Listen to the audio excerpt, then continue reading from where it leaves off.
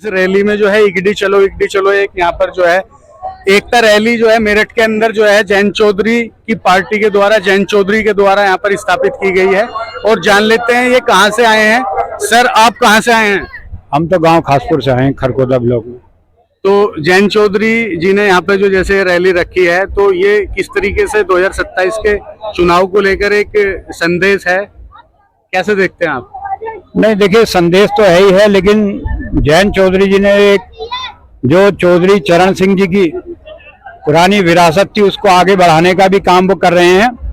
और चौधरी चरण सिंह जी का जो सपना था, गांव का जो खेतीहर मजदूर होता है और जो किसान होता है, उनको भी वही सुविधाएं मिलनी चाहिए, वो भी अग्रिम पंक्ति में रहने चाहिए जैसे देश के अन्य नागरिक शहरी नागरिकों को जो सुविधाएं मिलती हैं, वो उनका सपना था। और उसको पूरा करने का काम जो जयंत चौधरी जी कर रहे हैं, उसी के तहत ये रैलियां भी आयोजित की जा रही हैं। और आने वाले चुनाव से भी जोड़ा जा सकता है इसको।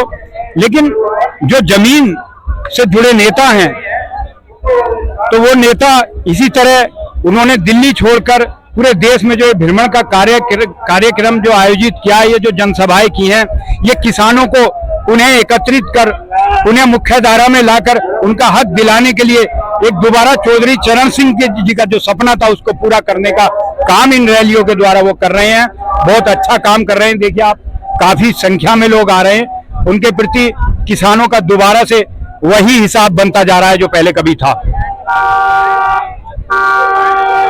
देखिए यहाँ पर जो है जयंत चौधरी के आगमन में जो है तमाम लोग जो है यहाँ पर एकजुट और इकट्ठा दिख रहे हैं।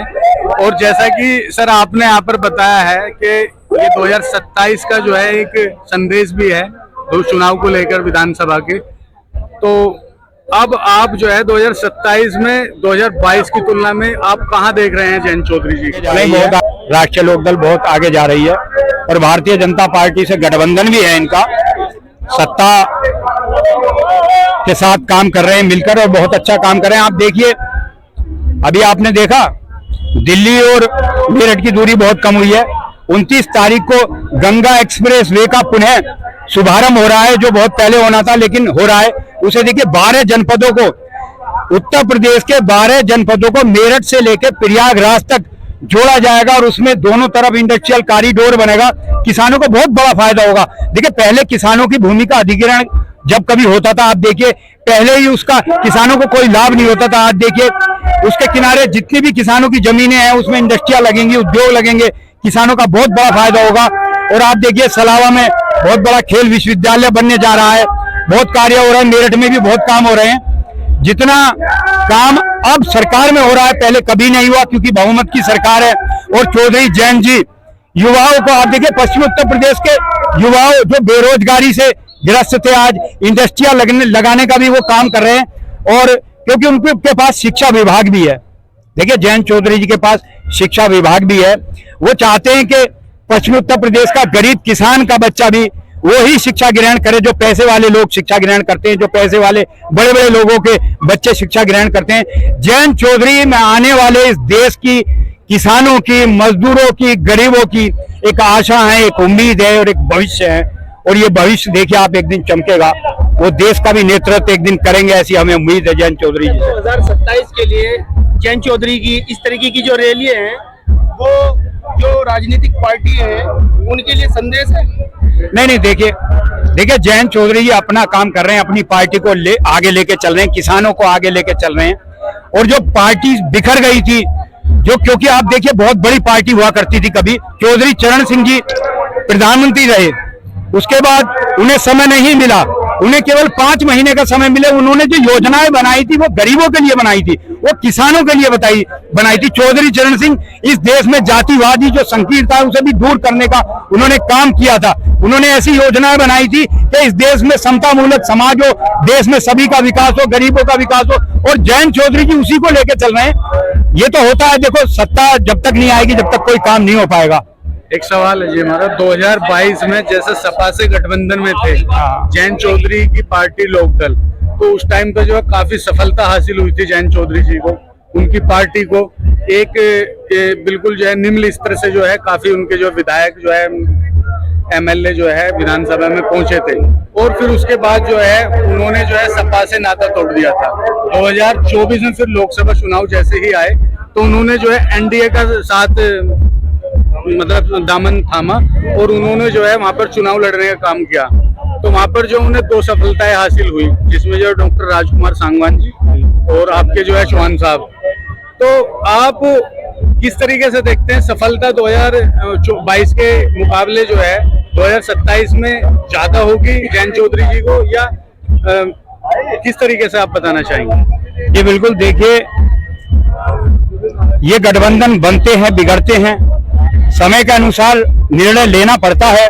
जयंत चौधरी जी को उस वक्त जो निर्णय लिया उन्होंने, उनकी अपनी सोच थी, अच्छा निर्णय लिया था उस वक्त, और आज भी जो निर्णय लिया है उन्होंने अच्छा निर्णय लिया है। उनका गठबंधन समय को देख के देश हित में, जनहित में, किसानों के हित में गठबंधन बनते बिगड़ते हैं। अब उन्होंने और किसानों के लिए काम करना है, उन्हें आज और काम करेंगे। और हम तो कहते हैं अब उनकी पार्टी और बढ़ेगी। आप देख लीजिए 2027 में और आगे बढ़ेगी, आगे जनाधार भी उनका बढ़ता जा रहा है। देखिए कितनी भारी संख्या में लोग आए।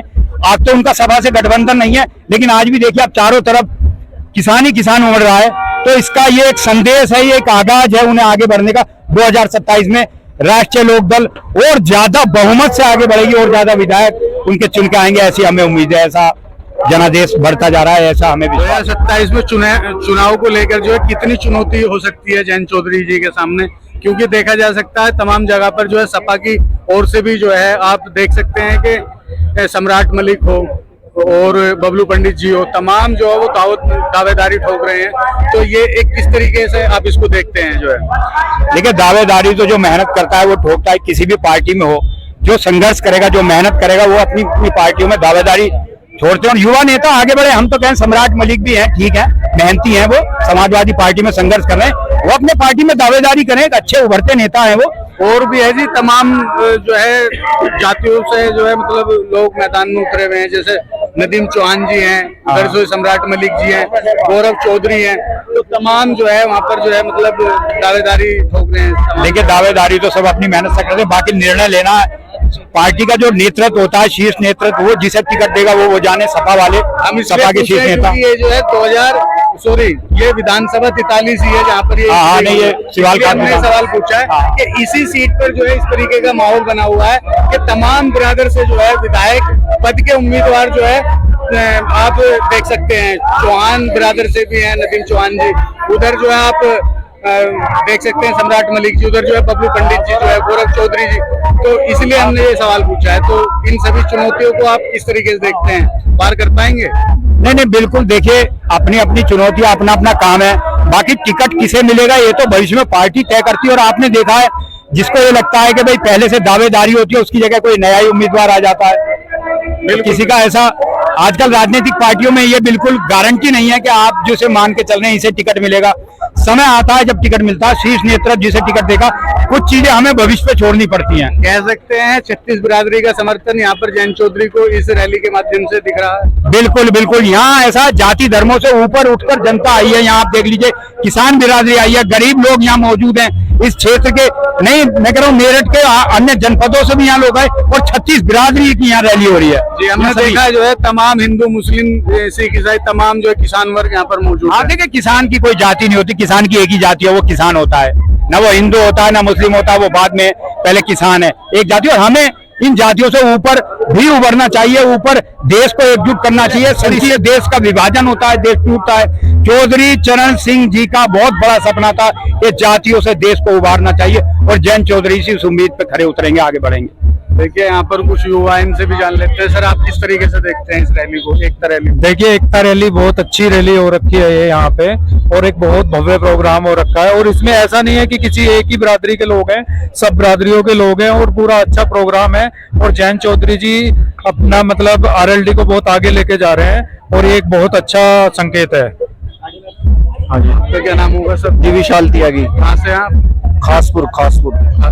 किस तरीके से देखते हैं आप इस रैली को? देखिए पहले आरएलडी क्या था, खासकर बोलते थे कि भैया जाट वोट बैंक है, जाटों की पार्टी। आपने भी देखा होगा केसी त्यागी जी ने भी उसे ज्वाइन करा है दिल्ली में। काफी सैकड़ों संख्या में, कई हजार संख्या में त्यागी समाज के लोग भी इसमें जुड़े हैं। तो त्यागी प्लस जाट के नजरिए से पश्चिमी उत्तर प्रदेश में इसे देखा जा रहा है। और मेरा ये मानना है कि अच्छी वोट ये पश्चिमी उत्तर प्रदेश में अच्छी सीटें, जो जैसे मान लो आरएलडी को 10 विधायक की सीटें मिलती थी, अब जैसे उसमें केसी त्यागी जी भी आ गए हैं, मुझे लगता है बीजेपी उसमें थोड़ा बढ़ाव करेगी। 20 से 22 विधानसभा सीट जैन चौधरी जी के खाते में जाएंगी। उसमें से वो अपने समाज को और जो हमारे समाज के लोग उसमें शामिल हुए हैं, अच्छी पश्चिमी उत्तर प्रदेश में अच्छी पार्टी बन के उभरेगी इस बार। जैन चौधरी का स्तर 2027 में ऊपर की ओर जाने की संभावना है, कैसे देखते जी हैं? बिल्कुल है। एक देखिए इसमें पहले क्या होता था, मैंने जैसा आपको अभी बताया कि सिर्फ जैन चौधरी जी क्या था कि एक तो किसानों की, एक जाटों की पार्टी मानी जाती थी। अब उसमें और सर्व समाज के लोग जुड़े हैं, जैसे केसी त्यागी जी शामिल हो गए हैं, तो उसका पूरा संकेत पश्चिमी उत्तर प्रदेश में जा रहा है। मेरा ये मानना है कि एक बड़ी पार्टी बन के इस बार उभरेगी 2027 के विधानसभा। कहाँ देखना चाहेंगे 2027 में आप जैन चौधरी जी? नहीं, उनके पास उनके एक बड़ी जिम्मेदारी, अभी केंद्रीय मंत्री है कौशल विकास योजना में, और ये अभी में केंद्र में उन्हें पद है। तो हम चाहते हैं कि जैसे डिप्टी सीएम के रूप में उन्हें देखना जाएगा, या उन्हें केंद्र से भी और बड़ी, जैसे राज्यपाल है, राज्यपाल बनाया जा सकता है, महामहिम है, और भी ऊपर उन्हें बीजेपी लेके जाएगी। वो अच्छा काम करे, उनकी पार्टी का जनाधार भी लगातार दिन पर दिन बढ़ता जा रहा है।